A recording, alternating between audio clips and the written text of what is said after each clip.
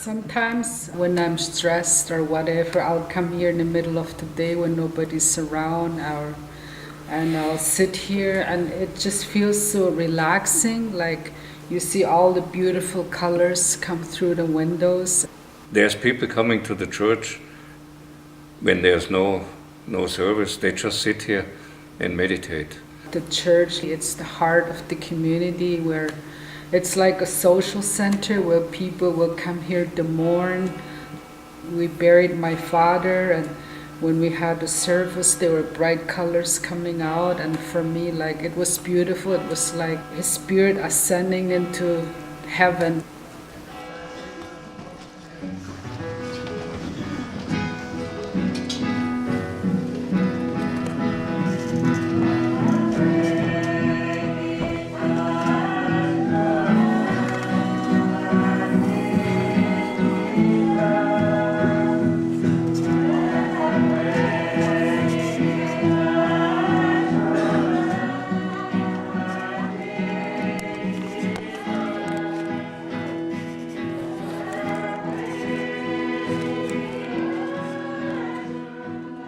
My name is Jackie Hookimaw-Witt. I was born and raised in Attawapiskat. I call myself Norbert Witt. So the original is Witt because it's a German name. When I met Norbert, I left the community. I went to school. I did my master's at Trent University in Treaty Number 9. And then I went further to do my doctorate at OIC U of T. My first degree is in fine arts, and I did that in Berlin. I'm not really German. My parents were Silesian, so after the war they lost their homeland, and I was born in Bavaria. In my studies I did ethnology, anthropology studies, and I wanted to specialize in North America, and that brought me to Canada. So I came up here teaching in the school, and when I met Jackie, she was just doing her university program, and after 2 years here I thought, okay, why not go down south again, and I did a master's and a PhD. Then I came back here with my husband. My parents were getting old, and my father asked, why not come stay with us for a while, look after us. So we were home, and then we found a job. Norbert was working for a while at the school. When I came into this church first and I saw the windows, just plain glass windows, I thought, and that was 22 years ago, I thought stained glass windows would be nice, but it's so darn expensive. So we let that go for a long time, that idea. And then all of a sudden, that was Jackie. She came to me one day and she said, oh, there's a grant from the Truth and Reconciliation Commission, and you can get up to 50,000. And it has to be in 2 days, so could you write a proposal? So that's what I did, and we got the money. And then we had to do 6 windows, and that was quite a task. And twice we drove from Attawapiskat to Ottawa. The first time was okay. The idea first was that I just do the designs with Jackie, and then we hire a glassmaker. But it was way too expensive. For 50,000 you don't get 6 glass windows, never. And then one of the glassmakers, he suggested he trains us for a week. We can do 1 window in there. And then we just buy the material from him, of course, and we bring it up here and we do the windows ourselves, and that's what we did. It was the first time I ever worked in glass, and Jackie, of course, too. The fun part for me was shopping for glass. Like Norbert, like I said, could we paint some glass? And he said, oh, that would be the purpose. Why not just use the colors of the glass to make designs? And I said, okay. And before that, I had him make the designs. First, I wanted the local artists actually to work with me and to do the designs, but they were too shy. The only one is the goose. One local artist did that And we took that design to Ottawa and we cut it, and all the rest I had to do myself. So there was like drafts for each window. So from there I knew what color to look for, what texture. Smaller section of the parish hall, that's where we put our workshop. You need the cutting tables, and they have to be like counters that high, that you don't have to bend down too much. You need light from underneath, that you can cut the glass on your design. You make the design and the light shines through the design. You put the glass on, and that's where you cut. So and we made that all ourselves. So what are you doing? I want to solder this bar on, this steel bar. Ouch, it's still hot.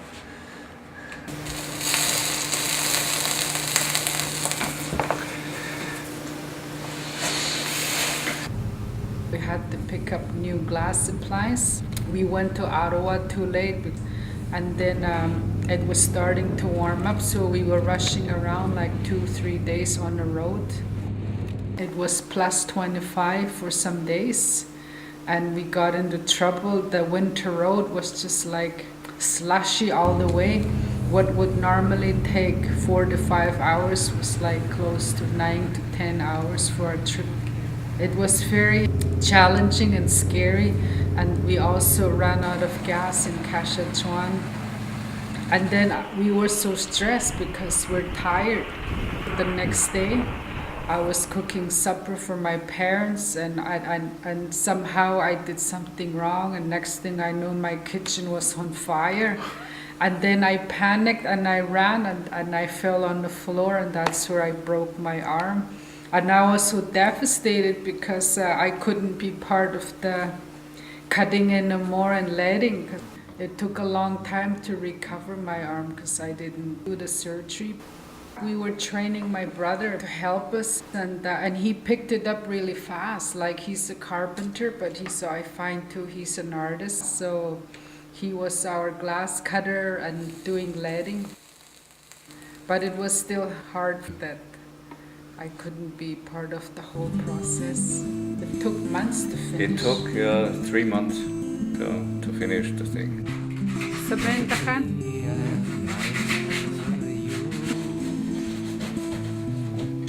Brother Tree, I am glad to see you.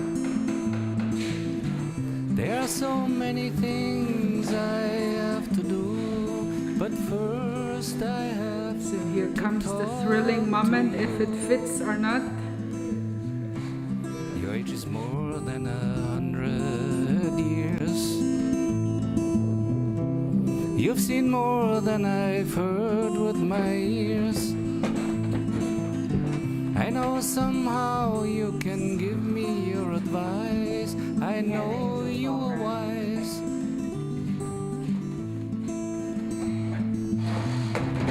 Many evenings I have spent with you. When nobody listens, I know you do. I know somehow. This church is a Cree church. We thought it should be Cree-centric, based on our worldview, our culture, because we're part of the creation story too, and that's what our windows represent, like the 6 seasonal cycles in Attawapiskat, how we live with nature, how we coexist with nature. So it was important to show the images, to explain like how it relates to us, to our worldview, the clan systems, how everything, the social system, how it's important, and that's what truth and reconciliation would be for me. And also to leave something for the community, those who went to residential school.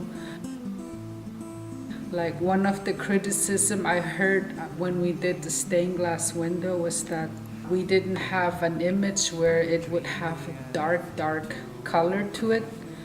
But I think it was important that we use bright colors, because when we're colonized, when we're traumatized, you don't want to stay in that dark place forever. You want some light to come through so you can move forward and heal somehow, to recover that somebody could say, well, I'm sorry that this happened, and then that we could heal and move forward.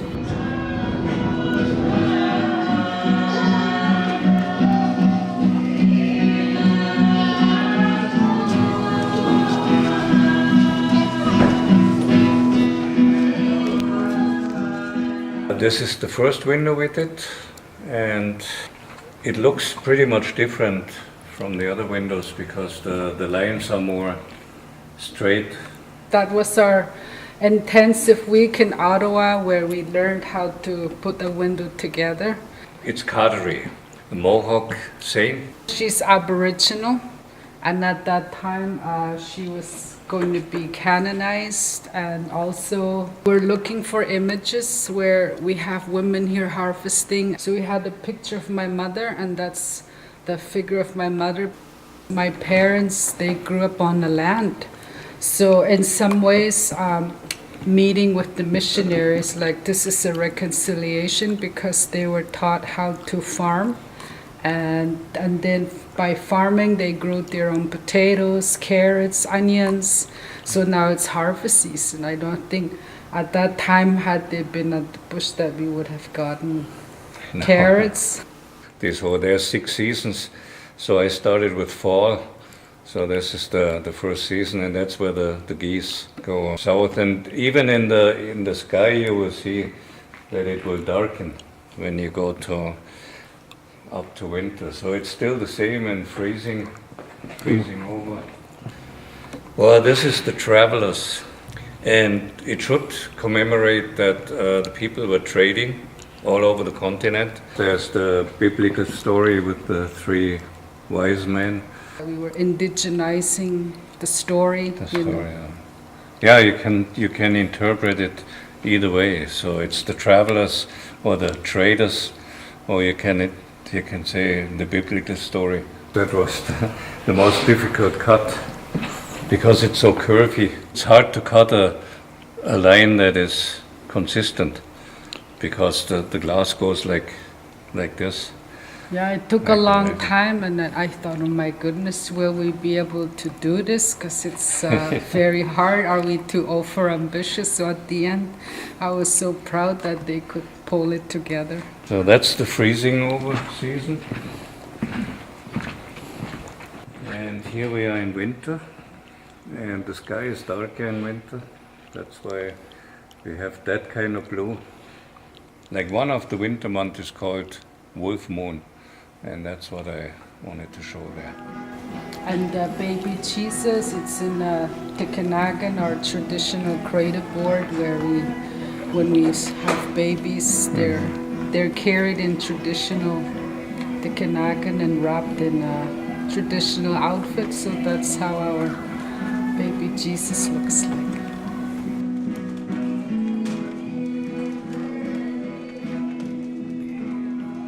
That's the thawing out season, and that is around now, March. The month March is called Mikisobism, and that means eagle month. So that's why I put an eagle in there. The ceremony that is going on in that window is a fasting ceremony with a fasting lodge. And in front of the fasting lodge is the tree. After your fast, you tie the 4 colors. White, red, yellow, and blue. So, and blue is sometimes black, or in many medicine wheels now you see it as black, but it is blue as well because it represents water. There's a water container there, and I used the birch bark, and you have water there in case that physically you cannot go through the fast. In the biblical sense, there's Jesus that went fasting, so we thought it would also be appropriate to put it in this context. How are people when they go fasting? It's a spiritual ceremony, the fasting, and they still do that. They still do fasting ceremonies.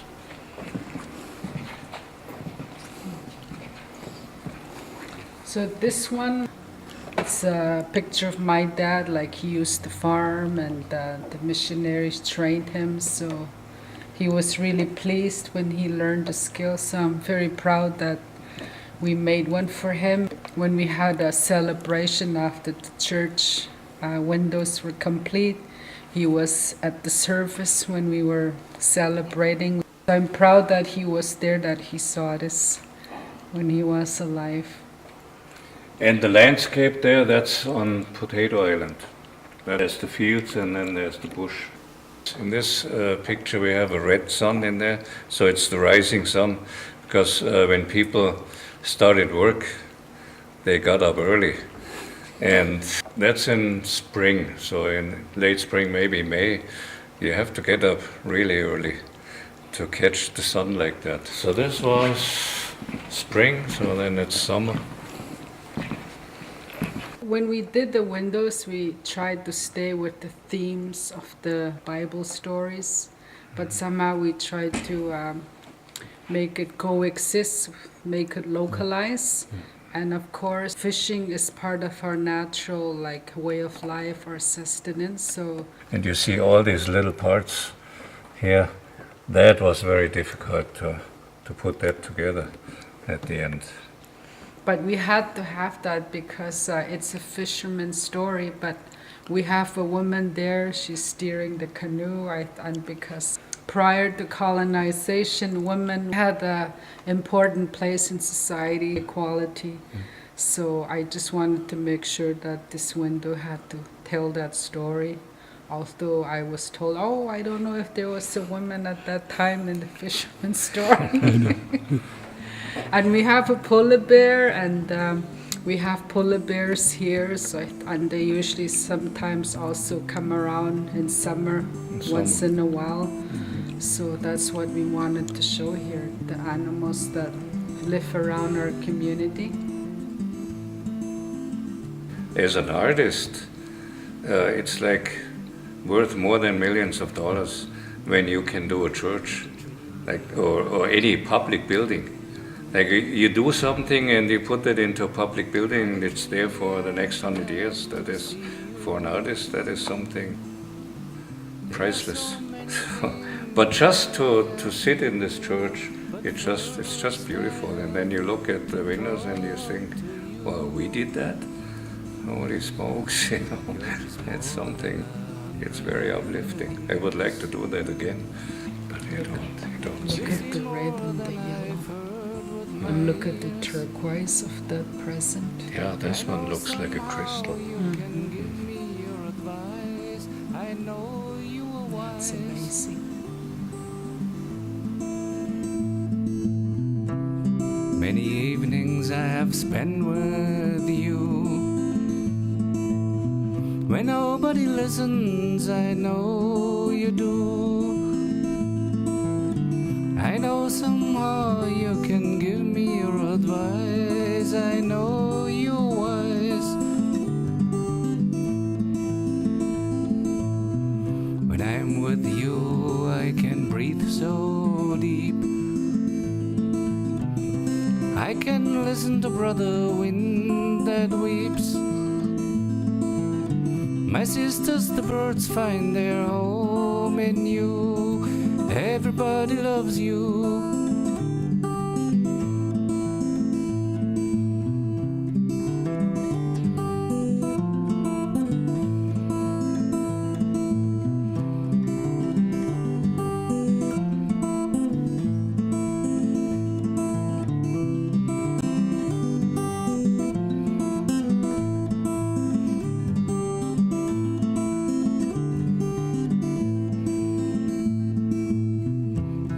Brother tree, I've heard you cry. Now I've come and I can see why. Don't stand anymore in the dust you lie. Something in me dies. Brother tree.